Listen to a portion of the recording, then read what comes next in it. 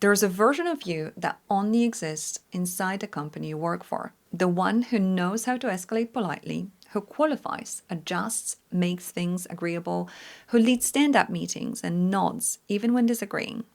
You don't sound like this with your friends. You don't act like this on holiday.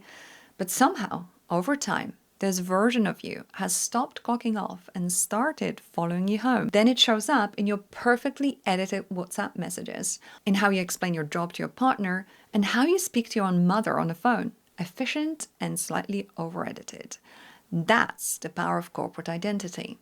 Not the one the company prints in a handbook, but the one it slowly writes into you. Most people think corporate identity is something you put on the morning and take off at night. A role, a title, a professional mode, but that's not how it works. Corporate identity doesn't arrive dramatically. It doesn't announce itself.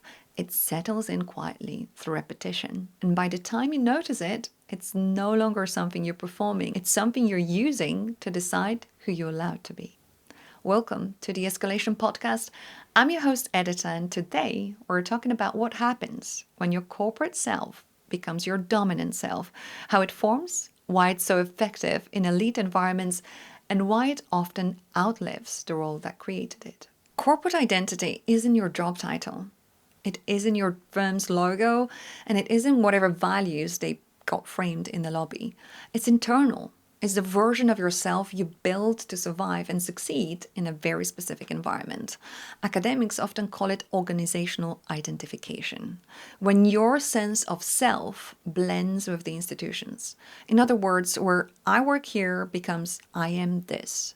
You may still be a lawyer, a banker, a consultant on paper, but internally you absorb the house tone, the reflexes, the instincts, the culture. That's what makes it so effective and so hard to put down. Let's talk about how your corporate identity is formed, because nobody sits you down and explains the rules. You just absorb them by osmosis, really. You notice who gets praised, who gets copied on the emails, who gets left off the next project. You mirror the people who seem untouchable. You adapt to get through the week, and you do it again and again the next week. It starts as a tactic, it becomes a pattern, and eventually it becomes you through exposure and repetition, and eventually through internalization. And what accelerates it are incentives. Promotion structures teach you what ambition should look like. Performance metrics like billables, revenue targets, KPIs will quietly define what matters. Even informal cues, who gets spoken over, who gets looped in, reinforce which behaviors are safe and which are admired. Then reinforcement kicks more in. Praise, inclusion, another promotion, all of it teaches you what not to question. And slowly, something subtle happens. The behavior stops feeling strategic. It starts feeling right. You're no longer managing perception, you're managing yourself. That's why even senior, confident professionals can feel slightly disoriented after a promotion, a pivot, or a move. The identity they build hasn't quite caught up yet. Corporate identity is sticky for one reason only. It works. It gives you a script. It lowers your risk. It tells you what a person like you does in a situation like this. When you're lost, you fall back on that identity. And if that identity is wired to the institution, the company you work for, your choices are already filtered and made for you. It's efficient, it's rewarded, and it looks very professional. Until it doesn't. Psychologists call this cognitive ease, the feeling that decisions are clearer when they're aligned with an identity you already trust. The stronger the alignment, the less friction, and that's the hook. The more fluent you become in that identity, the harder it is to question it.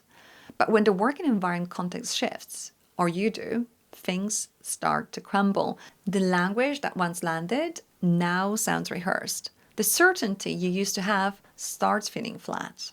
You're still playing the role, but you're not sure if it's yours anymore. So even when you leave, it doesn't quite leave you. The language you still use, the sense of urgency you default to, the habits you didn't realize you kept collecting, they all quietly follow you into your new job, into your new relationships, into how you narrate your new life. This is called identity residue. The leftover structure from an environment you're no longer in.